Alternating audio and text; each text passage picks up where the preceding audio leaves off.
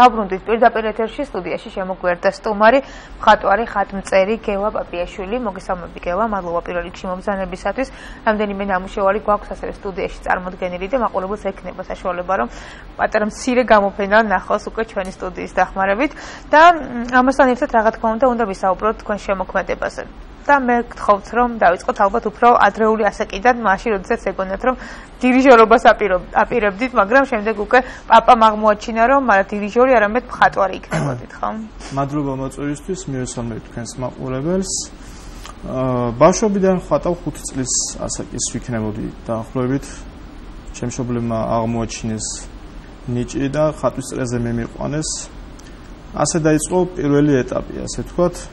მე მოყვარულთა წრეზე დავდიოდი ხატვაზე და უფრო ძაფრად გამიშდა სურვილი რომ ავირჩიე რომ ესფერო რომ ფერწერი გამხდარი იყავი და ჩავაბარე სოხუმის შერვაშიძის სამხატვრო კოლეჯში ფერწერის ფაკულტეტზე 3 წელი ვისწავლე ამ განხრით და შემდეგ ამ კოლეჯის დამთავრების შემდეგ 2 წელი ვსწავლობდი სამებაში ხაწერა შევისწავლე.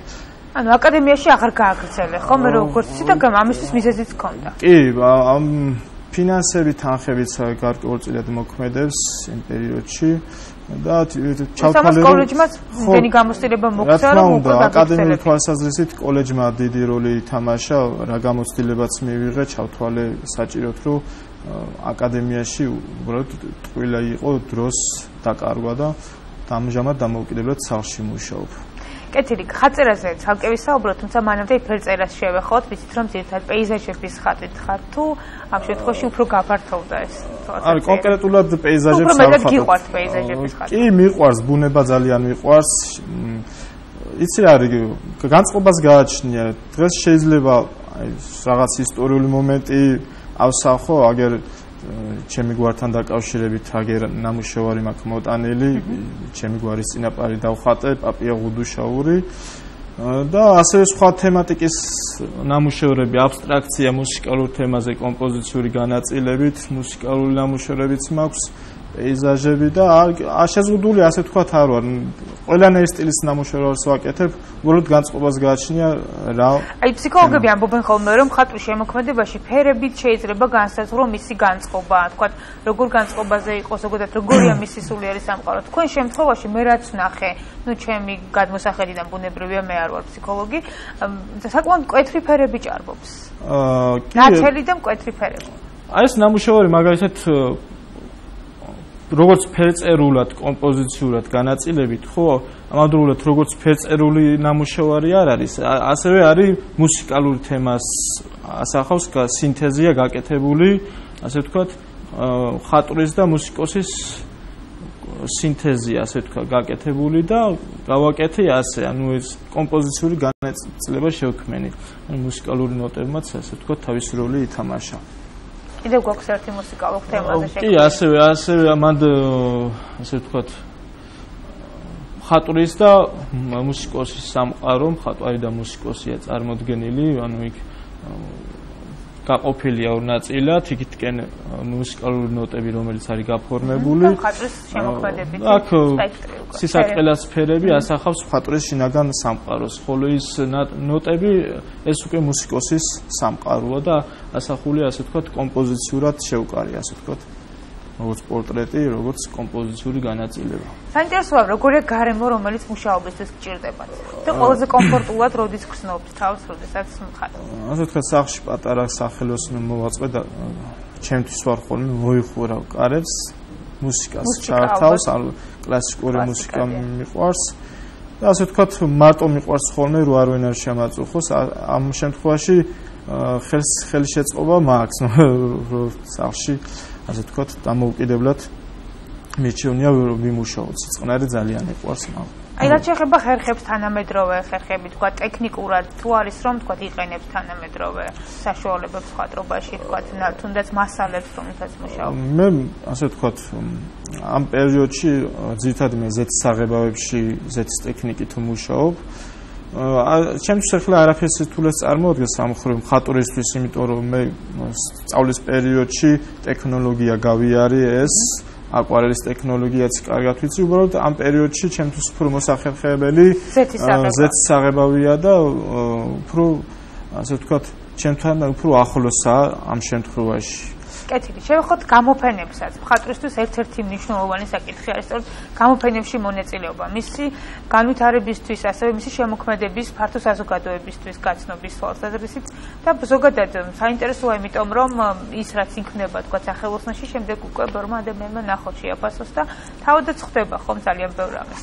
საინტერესოა, რამდენი გამოფენა იყო, რასაც მიიღეთ მონაწილეობა და თუ გეგმავთ მომავალში.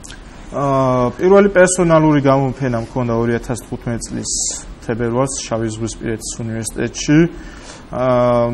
მქონდა ჯგუფური გამოფენები 13 ივნისთან დაკავშირებით ეროვნულ ბიბლიოთეკაში გავაკეთეთ ჯგუფური გამოფენა, რომელიც საქველმოქმედო სახის იყო. ეს თითო ნამუშევრები ჰქონდა წარმოდგენილი. კი, 40 მხატვარი ვიყავით და ყველამ თითო ნამუშევარი წარვადგინეთ.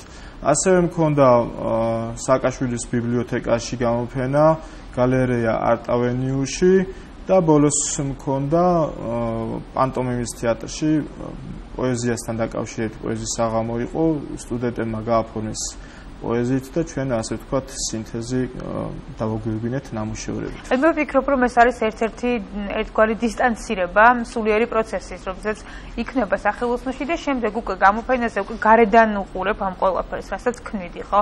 საინტერესოა, როგორი შეფასებებია ხოლმე დამთვალიერებლის მხრიდან და ზოგადად თქვენთვის რას ნიშნავს თითოეული გამოფენა? ჩემთვის მუშაობის პროცესია ძალიან მნიშვნელოვანი, როცა მუშაობ, ასე ვთქვათ, უკვე წინასწარ განსაზღვრული მაქვს, რას ვაკეთებ, ყოველი სფერი, სად როგორ უნდა ვიმუშაოთ, გავაკეთო ტილოზე. ეს პროცესი ძალიან მნიშვნელოვანია ჩემთვის პირველ რიგში. მეორე ეტაპი ეს რაც არის, გამოფენას აკეთებ და ნახველი მოდის და ათვალიერებს შენ ნამუშევარს, დადებითი ემოციებით მიდიან და პოზიტიური განწყობა აქვს ნამუშევრების მიმართ. ეს რა თქმა უნდა მხატვარზე და შემოქმედ ადამიანზე დადებითად მოქმედებს. საინტერესოა, ხელოვანისთვის დიდი მნიშვნელობა აქვს ზოგადად ქვეყნის ფარგლებს გარეთ გასვლას. სხვა მხატვრობის გაცნობას, ზოგადად თანამედროვე ტენდენციების გაცნობას, რა ხდება ხო, როგორ ვითარდება ეს დარგი. საინტერესოა, თუ არის შემოთავაზებები, ან თუ გაქვთ თქვენ იმის სურვილი, რომ გახვიდეთ და თქვათ კვალიფიკაციის ამაღლება იქნება თუ პირიქით გამოცდილების გაზიარება, ეს ყველაფერი გაიაროთ. შემოთავაზება დაახლოებით 4 წლის წინ მქონდა იტალიიდან, ასე ვთქვათ, იმ ქვეყანაში, რომელიღაც გალერეას ქართველი მხატვრების, ასე ვთქვათ, შემოთავაზება იყო ქართველი მხატვრებისთვის სივრცე დაეთმოთ და გამოფენა გაყიდვა შემდგარი იყო, მაგრამ ფინანსებთან დაკავშირებიდან ვერ მოხერხდა, ასე ვთქვათ, წასვლა აქედან საქართველოდან და ასე ვთქვათ, ფინანსები დიდ როლს თამაშობს. ფინანსები, გარემოება და ასე ვთქვათ, ხელშეწყობა უნდა შემოქმედებას. საინტერესოა, დღეს ჩვენს ქვეყანაში რისი საშუალება აქვს მხატვარს? და რთულია თუ არა ამ პროფესიით იცხოვროს ადამიანი? ამ პროფესიით მხატვრობით რო გითხრათ, რომ საქართველოში ზოგადად იცხოვრო, მოვატყუებთ და ასე ვთქვათ, დღევანდელი შემოქმედი ადამიანები, მხატვრები, ვინც ვართ, ასე ვთქვათ, სულიერი განწყობით, ანუ ჩვენ ასე ვთქვათ, პატარა ჭიას ვახარებთ და არ ვჩერდებით მუშაობთ, იმედ ბოლოს ყდებაო ასეთი ნაგამოთქმა არსებობს. ხატავ, მაშინ როცა არ შეგიძლია რომ არ ხატო. ხო, შეიძლება დღეს არა, შეიძლება ხვალე გაგემართლოს და რაღაც იმედები არის ამ შემთხვევაში რაღაც მიზან დასახვები არსებობს, მაგრამ ამ ეტაპზე ჯერჯერობით თავ შევიკავებ და მომავალი გვიჩვენებს. ძალიან ლამაზი ნამუშევრები გაქვთ და იქ არის ეთერში და მე რამდენიმეს მივადევნეთ თვალყურით, ან გისმენთ რა თქმა უნდა პარალელურად. საინტერესოა, ეს ნამუშევრები ყველაფერი თქვენს შემოქმედებით ლაბორატორიაში ინახება თუ უკვე სხვადასხვა საგამოფენო სივრცეებში თუ კერძო კოლექციებში აქვს დადებული კიდე? კოლექციებში არა, არც ერთი ნამუშევარი არ არის, უბრალოდ პარლამენტის ბიბლიოთეკამ ასე ვთქვათ, ახალი ასე ვთქვათ, ის წამოიწყო, მე დადებითად შევხვდი ამ საქმეს. ფოტოები გადავიღოს, ასე ვთქვათ, ორიგინალი ფოტოები და 5 წლის განმავლობაში საავტორო უფლებებს იცავს, ასე ვთქვათ, ეს პროექტი და 5 წლის განმავლობაში იქნება დაცული, ანუ ეს ფოტოები საჯაროდ, ვისაც სურვილი ექნება საიტიც არის პარლამენტის ბიბლიოთეკის საჯაროდ არის ეს ყველაფერი და იქ არის ჩემი 22-ის კარგი ნამუშევარი დადებული და შეუძლიათ ნახონ ასე ვთქვათ სოციალური ქსელით ინტერნეტ შეუძლიათ მოიძიონ ასე ვთქვათ რო ჩაწერონ ჩემი სახელი გვარი ამ ეგრევე იპოვიან კონკურსებში თუ იღებთ მონაწილეობას და როგორ უყურებთ ზოგადად კონკურსის საკითხს როგორც ხელოვანი კონკურსი მე ბავშვობის პერიოდში მივიღე ასე ვთქვათ ეგეც ელენე ახვლედიანის ბავშვთა გალერეაში სკოლის პერიოდში გავიგეთ ეს გამოფენა და ასე ვთქვათ ეს არის როგორი რაღაცა არის იცი ან მუხტ სტიმულია ასე ვთქვათ როგორი ახალისებაა და გაცნობის თვალსაზრისით მნიშვნელოვანია ხო ხო გაცნობის თვალსაზრისით რომ ადამიანმა კონკურსისთვის არ უნდა შექმნას ამისთვის არ უნდა იღწოდეს რომ სადღაც აუცილებლად უნდა გაიმარჯვოს ვთქვათ რაღაც კონკურსის გამო შეიქმნას ნამუშევარი ან დაიწეროს რაიმე მაგრამ ერთგვარი ახალისება მაინც არის ხო ასე თუ ისე გამოფენას რო აკეთებ გალერეა მაგის საშუალებას იძლევა დღევანდელ პირობებში რომ გაცნობას თვალსაჩინო თბილისში მაქსიმალურად ასე თუ ისე ვინც მოყვარულია და უყვარს მხატვრობა ასე თუ ისე გიცნობს ნუ ასე თქვათ ვინც ადევნებს საზღვარგარეთიდან თვალს ტელევიზიებს უცქერენ ასე თუ ისე დადებით როლს თამაშობს გადავიდეთ ხარწერაზეც უკვე რამდენი წელია რაც მუშაობთ ამ მიმართულებით და ზოგადად როგორც მხატვრისთვის აი როგორ მოხდა ხარწერაში გადასვლა უკვე და მე ვიცი რომ დაახლოებით 15-მდე თუ მეტი არა ხატი არის დაწერილი და ტაძრებშია დაბრძანებული ასე თქვით კოლეჯი რო დავამთავრე 2009 წელს 2010 წელს უკვე სწავლობდი ხარწერაზე 2 წელი ვისწავლე 2012-მდე 2013 წლამდე კი 15 დაახლოებით 15 ხატი მაქვს დაწერილი ივერის ფიშობლის ხატის სახელობის ტაძარშია ეს მახათაზე რომ შეიძლება თუ ადრე რო აბანო იყო გასაგებია ხუდადოზე მანდ არის ჩემი დაწერილი ხატი დაბრძანებული დანარჩენი ხატი სახლში მაქვს ხაწერა სჭირდება ბუნებრივია ისე ვერ დაწერა ხატს ხო უნდა იცოდე კანონიკა ფერთა სიმბოლიკას ძალიან დიდი მნიშვნელობა აქვს საინტერესოა ის შესწავლის თვალსაზრისით და მხატვრობიდან უკვე ხაწერაში გადასვლა როგორი იყო ფერწერიდან ასე ვთქვათ აქ შეზღუდული არ ხარ ასე ვთქვათ რომ შეგეშველოს გადააკეთებ დაუშვათ იქ რაღაც შეასრულო იქ ეგრევე ასე ვთქვათ დაფაზე ფანქრით მონახას რო აკეთებ, სუსტ კონტურის აკეთებ. ჯერ კონტური კეთდება და შემდეგ ფერების დადება. მეშვეობით ხდება უკვე ის თხელი ფენა, ასე ვთქვათ, იქ სხვანაირი ტექნიკა. იქ კვერცხის საღებავებით. ხო, ბუნებრივი პიგმენტის საღებავი არის, ბუნებრივი ფხვნილი მინერალი, რომლითაც უკვე ის შუშაზე, ასე ვთქვათ, დაყრდნობა. მასშტაბებს რაც შეეხება. ხო, ნუ კალანუტის ფუნჯით კეთდება ტექნოლოგია, მუშაობა, ეს პროცესი. განწყობა დაახლოებით იგივეა, რა სულიერ მიდგომაც არის დაუშვათ სიმშვიდე წყნარად მუშაობ. და ალბათ უნდა იცოდე იმ წმინდანის ცხოვრება, ვის ხატსაც წერა, ხო? ყველას თავისებური მიდგომა და სტილის მუშაობა ჭირდება. როგორც ამობენ, ხატი არის სარკმელი სასუფევლისა და შესაბამისად ლოცვაც უნდა ახლოვდეს ამ ყველაფერს თავს, რომ ამ ყველაფერს თან უბრალოდ რომ შეეწიოს ის წმინდანი, ვისი ხატის იწერება და გამოვიდეს ისეთი, როგორიც უნდა იყოს. ხო, ასევე მქონდა მე ხატებთან დაკავშირებით ასე თქვი ილია მათლის პრემია პროზა პოეზიის ასე თქვა საღამო იყო გაიმართა კაჭერში და სადაც მან მიმიწვიეს და მანდ იყო ჩემი ნამუშევრები და ხატები წარმოდგენილი ხო?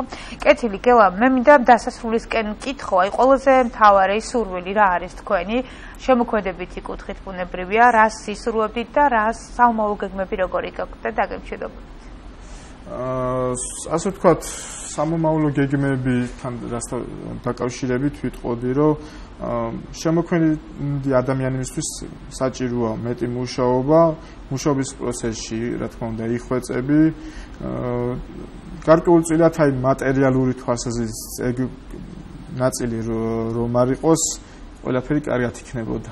რა თქმა უნდა, მე განსაკუთრებით ვაფასებ ადამიანებს, რომლებიც ცხოვრების გზაზე ზოგადად შემოქმედებით გზაზე ხვდებიან დაბრკოლებებს, მაგრამ ამ ყველაფრის გამო არ ჩერდებიან და პირიქით აგრძელებენ თავიანთ საქმიანობას და ვაფასებ რა თქმა უნდა, მათთვის ძალიან მიყვართ თავისი სფერო, ის საქმეება, რასაც აკეთებენ და მე მინდა რომ წარმატება გისურვო.